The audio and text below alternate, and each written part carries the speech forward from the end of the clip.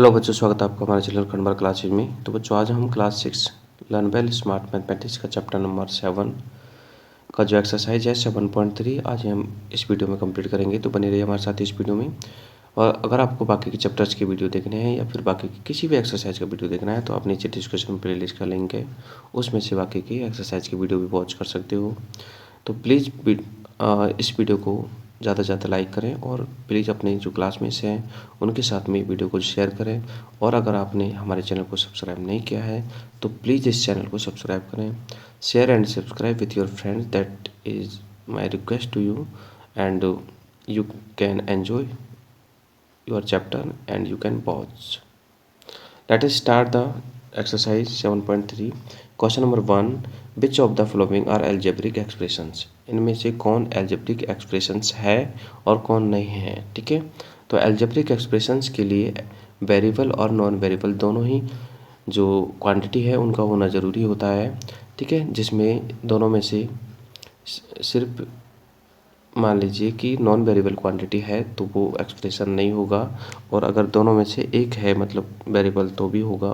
कहने का मतलब कि variable is compulsory for a equation या फिर फॉर ए अलजेब्रिक एक्सप्रेशन। ठीक है, तो जैसे अब वेरिएबल क्या होता है, वेरिएबल में मीन्स है X Y Z A B C ऐसी वैल्यू होनी चाहिए, वो वेरिएबल है तब तो अलजेब्रिक एक्सप्रेशन होगा, अदरवाइज नहीं होगा। जैसे देखो यहाँ पर ये y+2 है तो ये अलजेब्रिक एक्सप्रेशन है क्योंकि इसमें वेरिएबल और नॉन वेरिएबल दोनों ही हैं। ये अलजेब्रिक एक्सप्रेशन नहीं है क्योंकि इसमें वेरिएबल नहीं है, मतलब एक्स वाई वाली कोई भी वैल्यू नहीं है। ठीक है, सारे ही डिजिट है, सारे ही नंबर है। So this is not algebraic expression. This is also not algebraic expression because इसमें भी एक्स वाई वाली वैल्यू नहीं है। ठीक है, ये भी अलजेब्रिक एक्सप्रेशन नहीं है क्योंकि पाई की इसमें पाई दे रखा है, और पाई जो होती है वो एक अलग क्वांटिटी होती है, रेडियन में होता है इसका जो भी वैल्यू होता है वो, इसलिए ये भी नहीं है क्योंकि pi is not variable, pi is a constant. And 6 वाला एक वेरिएबल है, मतलब एक्स वेरिएबल है, तो ये भी एक्सप्रेशन होगा आपका।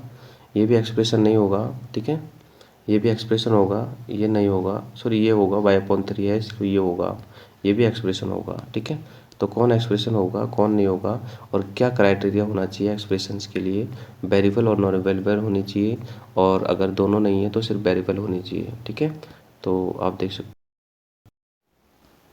ठीक है, तो ये क्वेश्चन 1 है जो कि मैंने आपको समझा दिया है, लेकिन फिर भी मैंने इसका आपको सॉल्यूशन दिखाना जरूरी समझा। देखो ये क्वेश्चन 1 है, it is algebraic expression because इसमें y है। ये अलजेब्रिक एक्सप्रेशन नहीं है बिकॉज यहाँ पर जो है सारे ही नॉन वेरिएबल नंबर है, यानी कि कांस्टेंट नंबर है, इसमें वेरिएबल नहीं है। ठीक है, अगला है देखो थर्ड वाला, तो ये भी नहीं है अलजेब्रिक एक्सप्रेशन। ये है क्योंकि यहाँ पर वेरिएबल है, ये नहीं है क्योंकि यहाँ पर वेरिएबल नहीं है, ये भी है क्योंकि वेरिएबल है x है, ये नहीं है क्योंकि सॉरी इसमें वेरिएबल है तो मतलब ये भी है। ठीक है, और ये नहीं है क्योंकि यहाँ पर नंबर है ओनली, ये भी वेरिएबल है क्योंकि x है, ये भी वेरिएबल है क्योंकि y है, ये भी वेरिएबल है क्योंकि यहाँ पर भी y है। तो ये सारे इक्वेशंस है, मतलब अलजेब्रिक जो है एक्सप्रेशंस है और नहीं है। ठीक है, यस नो में जवाब देना है, तो हमने दे दिया है। अब देखते हैं क्वेश्चन नंबर 2।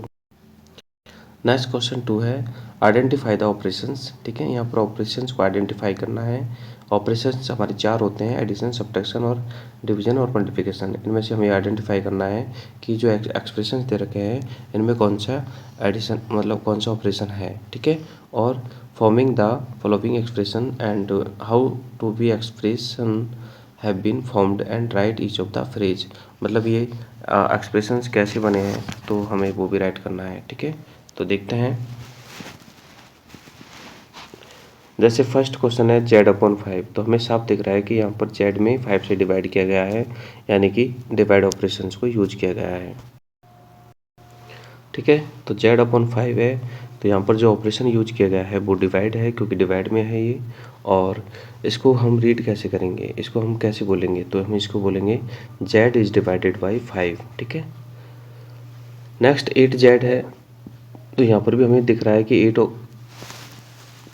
8 को z से मल्टीप्लाई किया जाता है तब जाके 8z आता है। सो ऑपरेशन हो जाएगा मल्टीप्लाई, और इसको लिखेंगे कैसे, राइट कैसे करेंगे, फिर इस बोलेंगे कैसे, तो इसको बोलेंगे z इज मल्टीप्लाई बाई 8। ठीक है, नेक्स्ट जो है इसमें भी ऑपरेशन दिख रहा है, यहाँ पर प्लस है, ठीक है।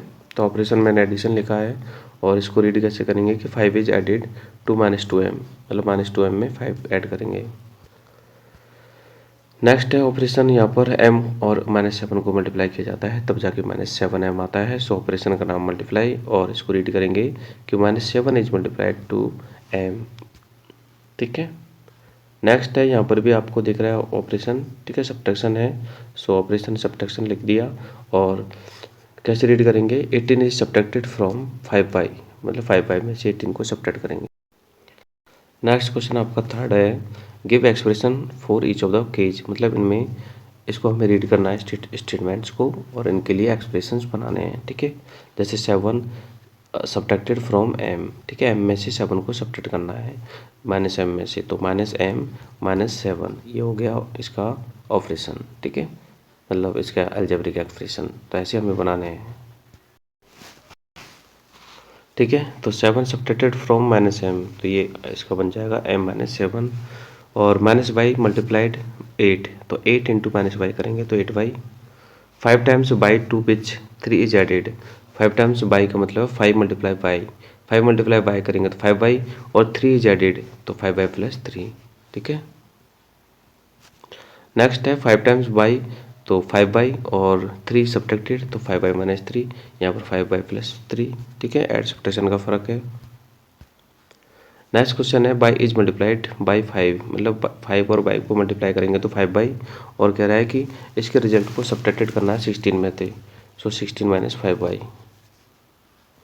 नेक्स्ट है y इज मल्टीप्लाइड -7 और y को मल्टीप्लाई करेंगे तो -7y, और रिजल्ट को ऐड करेंगे 26, तो -7y प्लस 26 आंसर। नेक्स्ट देखते हैं हम क्वेश्चन नंबर 4, जिसमें हमें कुछ स्टेटमेंट दे रखा है और हमें इनको एक्सप्रेस करना है, मतलब ठीक है, फ्रेज में। तो देखो क्या स्टेटमेंट दे रखा है कि 8 मोर देन ए नंबर, ठीक है, ए नंबर जो है 8 मोर देन है, तो ए नंबर को मानना है x, ठीक है, और इसको लिखना है 8 मोर देन x, ठीक है। नेक्स्ट है 1 लेस देन ए नंबर, तो ए नंबर को x मानना है, और हम लिख देंगे 1 इज सब्ट्रैक्टेड फ्रॉम x, मतलब x में से 1 सब्ट्रैक्ट करेंगे। नेक्स्ट है 6 डिक्रीज बाई ए नंबर को मानेंगे x, और 6 डिक्रीज करेंगे तो x -6, ठीक है, और इसको लिखेंगे 6 इज सब्ट्रैक्टेड फ्रॉम x, ठीक है। तो मतलब फ्रेज बनानी है हमें इनको रीड करके, ठीक है।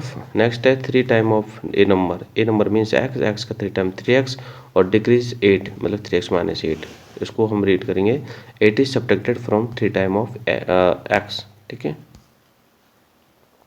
ऐसे 5 है, और नेक्स्ट देखते हैं क्वेश्चन नंबर 5। नेक्स्ट देखो फ्रॉम एक्सप्रेशन यूजिंग p3 और 7, मतलब p3 और 7 का यूज करना है, और every expression must have put p, मतलब हर एक्सप्रेशन में p को पुट करना है, और हमें सिर्फ दो ही नंबर यहाँ पर यूज करने हैं, ठीक है, सॉरी नंबर नहीं, ऑपरेशन यूज करने हैं 2 ही, और हमें एक्सप्रेशंस बनाने हैं, मतलब p3 और 7 का यूज करके हमें एक्सप्रेशंस बना। तो देखो p3 और 7 का यूज करना है तो p -3 बन सकता है, और p + 3 बन सकता है, 7p + 3 बन सकता है, 3p - 7 बन सकता है, और 7 - p बन सकता है, ठीक है। इस प्रकार के एक्सप्रेशन हम बना सकते हैं। इनके अलावा और भी एक्सप्रेशंस बन सकते हैं। You can write these expression and you make also another expression. Next question 6 है, change the following expression into statement in ordinary language, ठीक है, इसको स्टेटमेंट में चेंज करना है। जैसे देखो the number of girls enrolled in A school, एक स्कूल में जो नंबर ऑफ गर्ल्स हैं, ठीक है, लास्ट ईयर जो नंबर ऑफ गर्ल्स एनरोल्ड हुई थी, ठीक है, वो जी थी। मान लीजिए कि लास्ट ईयर जी गर्ल्स एनरोल हुई थी, ठीक है। The number of girls enrolled this year, और इस ईयर जो है इतनी गर्ल्स एनरोल हुई थी, इसको हमें स्टेटमेंट में राइट करना है, और आल्सो इसका अलजेब्रिक एक्सप्रेशन भी राइट करना है।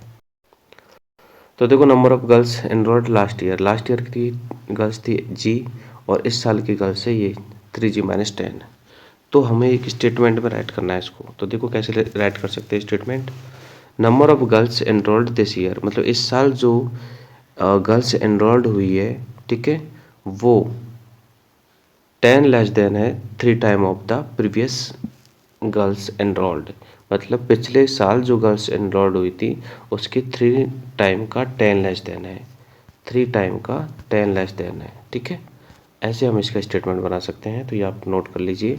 और ये 7.3 एक्सरसाइज भी आपकी कंप्लीट है। आई होप कि आपको वीडियो पसंद आया होगा, तो प्लीज़ चैनल को सब्सक्राइब कीजिए और जितना ज़्यादा हो सके अपने क्लासमेट्स के साथ में शेयर कीजिए और उन्हें भी आगे जो है इसको लाइक और शेयर करने के लिए कहिए प्लीज़। ठीक है, थैंक यू, मिलते हैं नेक्स्ट वीडियो में।